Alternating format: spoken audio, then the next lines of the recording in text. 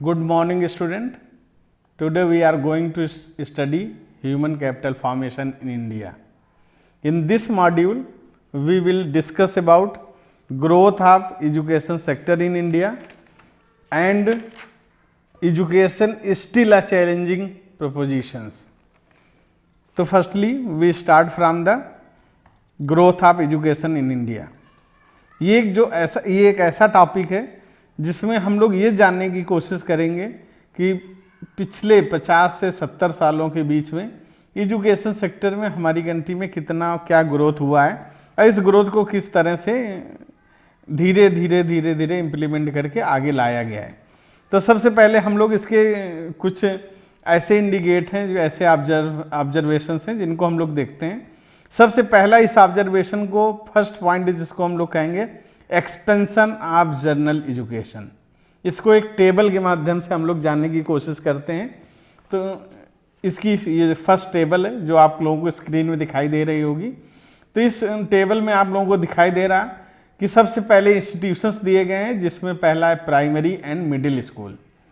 Primary and middle school 2.23 lakh थे 1950 and 51 में, जो आज बढ़कर कितने हो गए 12.70 लाख।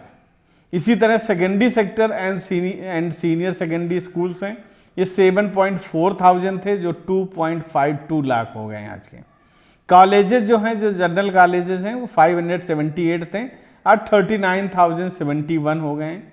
ऐसे यूनिवर्सिटीज़ हैं, इनमें सभी को मिलाएंगे, डीम्ड यूनिवर्सिटी वगैरह सभी को, तो 27 से बढ़कर 799 हो गए। नंबर ऑफ स्टूडेंट्स के सेंस में देखेंगे, प्राइमरी एंड मिडिल जो स्कूल्स हैं उनमें 19.15 लाख स्टूडेंट थे 1950-51 में, आज ये 17 करोड़ हो गए हैं। ऐसे high and higher secondary school में 15 लाख हुआ करते थे, वो आज बढ़कर 3.2 करोड़ हो गए हैं। हायर एजुकेशंस को देखें 3.6 लाख थे जो बढ़कर 346 लाख हो गए हैं। ये कंपैरिजन किसके बीच में 1950-51 से 2015-16। और ये जो डाटा है ये स्टैटिस्टिकल आउटलाइन ऑफ इंडिया 2012-13 और इकोनॉमिक सर्वे 2017-18 से लिया गया है, जो एनसीईआरटी की वेबसाइट में ऑलरेडी अवेलेबल है। तो ये दोनों के एजुकेशंस को, जिसको हम लोग जनरली क्या बोलते हैं, क्योंकि primary and middle school educations को एक साथ अगर मिलाकर बोला जाए तो इसको एलिमेंट्री एजुकेशंस कहते हैं। तो इसको अगर इस तरह से हम लोग जब देख रहे हैं तो ये टेबल हमें क्या शो कर रही है कि इस टेबल से हमें ये पता चल रहा है कि धीरे धीरे एजुकेशंस क्या हुई है, इंक्रीज हुई है। और इसको अगर एक जनरल सेंटेंस में हम देखें तो इन प्लान्स के सेंस में देखें तो during the plans the number of educational institutions providing elementary education has increase रफली by 5 times and the number of student had increases 10-fold. In 1951, hardly 18.33% of total population was literate. In 2011, the percentage of literate increased to 74.04%. ये जो data थे, ये जो calculation थे, ये हम लोग एक जनरल एजुकेशन के सेंस में देखेंगे। और अब हम लोग आते हैं एलिमेंट्री एजुकेशन। तो firstly we know about the elementary education. तो elementary education cover student from class 1 to class 8, it's mean primary and middle class in the age group of 6 to 14 years. The number of primary and middle school has considerably increased. In 1950-51 their number was 2.23 lakhs. In 2015-16 it increased to 12.70 lakh. But low percentage of admission of children in primary classes point to educational backwardness in the country. Social and economic poverty is the principal cause for the educational backwardness in a country. इसी तरह हम लोग जब third point में देखते हैं तो we cover the third point secondary and senior secondary education. In 1950-51 there was 7.4 thousand secondary and senior secondary level school with 15 lakh students.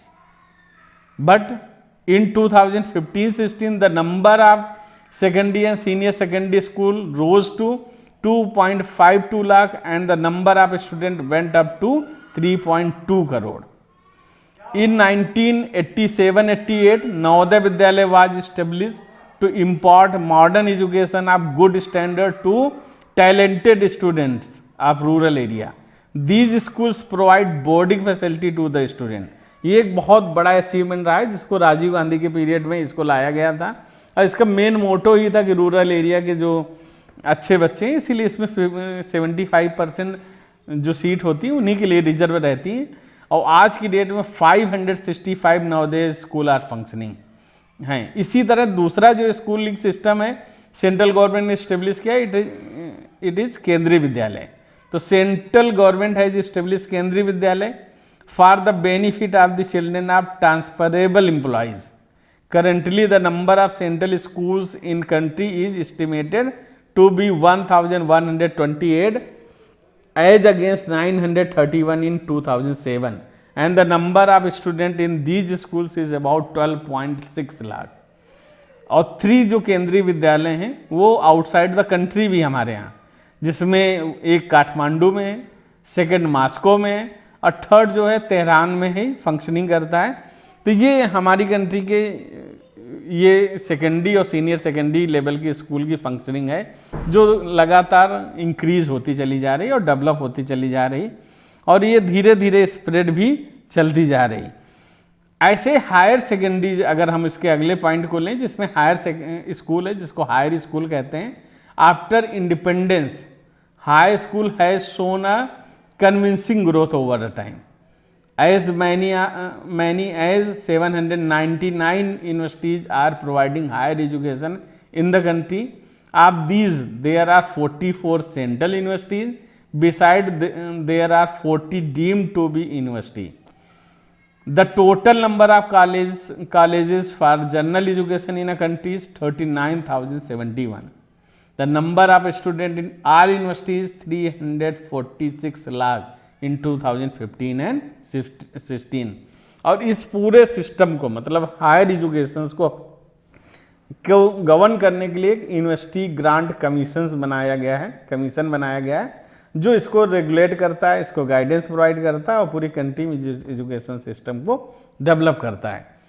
इसके साथ साथ यूनिवर्सिटी ग्रांट कमीशन के साथ साथ और भी हैं जो एजुकेशन सिस्टम को अलग अलग उसके लेवल पे करते हैं, जैसे AICTE जिसको all India council for technical education कहते हैं। It enforce rules and regulations regarding technical and engineering education in the country. इसी तरह ICMR जिसको आजकल आप लोग बहुत ज़्यादा सुन रहे होंगे, डेली जो कोविड के डाटा हैं कोविड-19 के वो यही रिप्रेजेंट करता है। तो इसको बोलते हैं Indian council for medical research. It enforce rules and regulations relating to education and research in the health sector. ये हेल्थ सेक्टर्स के लिए रिसर्च करता है। ऐसे जो सेकेंडरी और जूनियर एजुकेशन है उसके लिए NCERT है जिसको हम लोग national educational research and training बोलते हैं। It is basically engaged in designing test material up to the senior secondary level. तो ये है जो कहीं ना कहीं उसको हेल्प कर रहे हैं। ऐसे एक नई चीज़ जो 1988 में एक्चुअल में इम्प्लीमेंट हुई थी और इसको लाया गया था, लेकिन ये धीरे धीरे बहुत बाद में इसको सही से इम्प्लीमेंट किया जा सका है और इसको धीरे धीरे इसको कंट्री में इम्प्लीमेंट किया भी जा रहा। तो इसको वोकेशनलाइजेशन ऑफ सेकेंडरी एजुकेशन बोलते हैं, जो वोकेशनल एजुकेशन प्रोवाइड करता है। In February 1988 the central government launches the plan for vocationalise secondary education. Under the plan, financial assistance is given to those schools who are start vocational courses at higher secondary +2 level. It's mean inter level.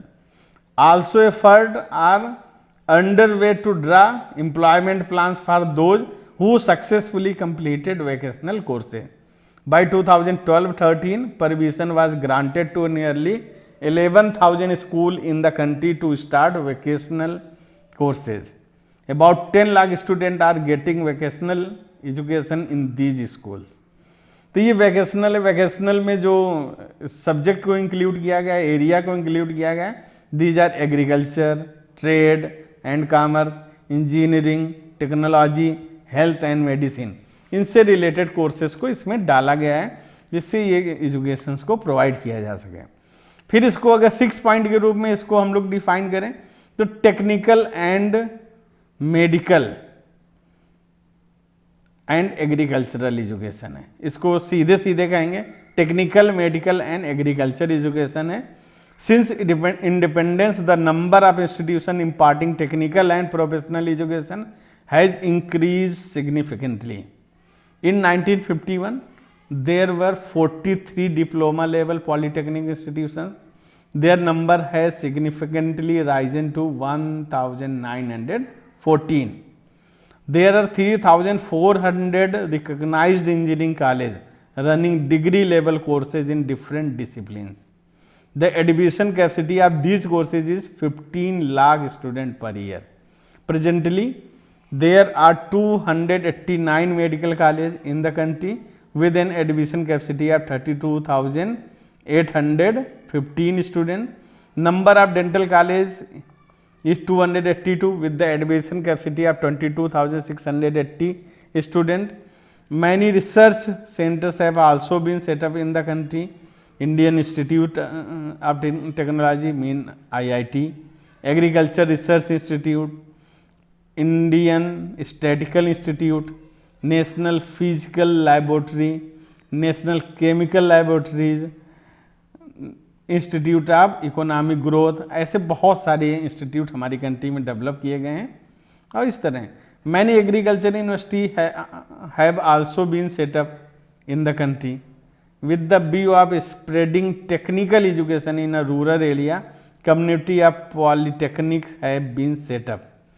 Presently, as many as 617 community polytechnic had been established. तो हम लोग देख सकते हैं इतने polytechnic college को develop किया जा सका है। इसी तरह एडमिशन कैपेसिटी जो डिग्री है, डिप्लोमा लेवल इंस्टीट्यूशन है, 6.53 लाख एंड 3.54 लाख रिस्पेक्टिवली हैं, यानी डिग्री और डिप्लोमा। डिग्री में कितने हैं 6.53 लाख और डिप्लोमा कितने 3.54 लाख कैपेसिटी है। इसी तरह अगर हम इसको रूरल एजुकेशन के सेंस में देखें तो रूरल एरिया जो रूरल एजुकेशन है, इसमें rural area have also witness the wide expansion of education. National rural higher education council has been set up for this purpose. Under this council, 14 rural educational institutions have been functioning. Children of the scheduled caste and scheduled tribes get free education in all the states. तो rural educations को भी धीरे धीरे develop किया जा सकता है, किया गया है, जिसमें 14 रूरल एजुकेशनल इंस्टीट्यूशन सेटअप भी किए गए हैं। इसी तरह एडल्ट एंड फीमेल एजुकेशंस के लिए भी गवर्नमेंट ने बहुत सारे स्टेप्स लिए हैं। उन्हीं स्टेप्स में सबसे पहले इसके लिए एक national literacy mission was set up in 1988। In since 1976 formal education programme has been launched, उसके पहले लॉन्च भी किया गया था इसको। और इसके बाद जो मीनिंगफुल एजुकेशन है जिसको यूथ को प्रोवाइड करने के लिए एज फ्राम 15 to 25 ईयर, ये सब के सब स्टेप्स उठाए गए हैं। वुमेंस एजुकेशन काउंसिल भी आज की डेट में बनाई गई जिससे वुमेंस को एजुकेशन प्रोवाइड किया जा सके। तो ये जो एरिया है एडल्ट एंड फीमेल एजुकेशन में, इस तरह से इसको कवर करने की कोशिश की गई है।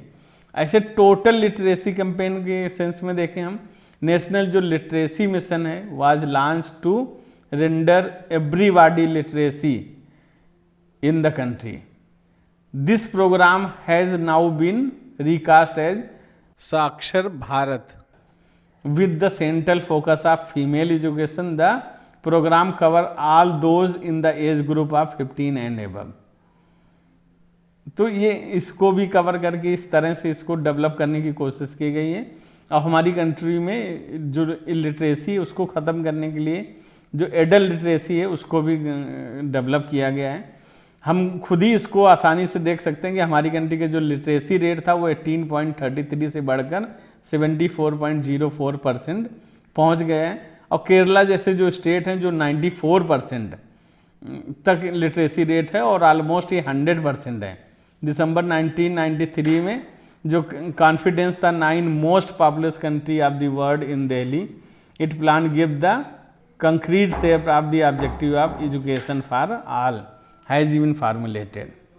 फिर इसके बाद हम लोग इसको देखते हैं, इसके लास्ट में ये सारे स्टेप्स लेने के बाद भी ऐसा नहीं कि हमें जो जहाँ तक अचीव करना था, गवर्नमेंट को जितना अचीव करना था उसने वो अचीव कर लिया है। उसके भी कई लोग आज भी कहते हैं कि इंडिया में जो एजुकेशन स्टैंडर्ड है बहुत ही बैकवर्ड है, एजुकेशन लेवल को जितना अचीव करना चाहिए वो अचीव नहीं कर पाए हैं। तो इसी के लिए हम लोग लास्ट में इसको कंक्लूड करने के पहले education still a challenging proposition के सेंस में इसको देखते हैं कि ऐसा क्या है कि एजुकेशन आज भी चैलेंजिंग बना हुआ है, हम पूरी तरह से एजुकेशन को अचीव नहीं कर पाए। तो इसको देखते हैं कि जो फोकस एजुकेशन में tremendously increases over the time, it is the encouraging to note that nearly 96.5% children are now in school goers, but in the backdrop of the statistics there is the bitter truth. Despite of constitutional provision for free and compulsory education for children between the age group of 6 to 14 year, quality of education and infrastructures continue to be disappointing. आज भी अगर पूरी तरह से इसको देखा जाए तो पूरी तरह डिसअपॉइंटेड, ना तो बेस्ट क्वालिटी ऑफ इंफ्रास्ट्रक्चर स्कूलों में पाया जाता है, ना ही वहाँ पर उस तरह की एजुकेशन के लेवल को पाया जाता है। इसका एक survey by the child rights and you, जिसको क्राई के नाम से जाना जाता है, सब लोगों ने इसको सुना होगा। इसने यानी कि इसने पाया कि चिल्ड्रन जो है कंटिन्यू रिफ्यूज करते हैं admission in school because of lack of transfer documentation, birth registration and proof of residence. In some cases parents of school going children are compelled to pay fees. Such instant point to be serious bottleneck in the education system of the country. इसके साथ साथ बहुत सारे ऐसे हमारे यानी point हैं जिसके चैलेंज को शो करते हैं।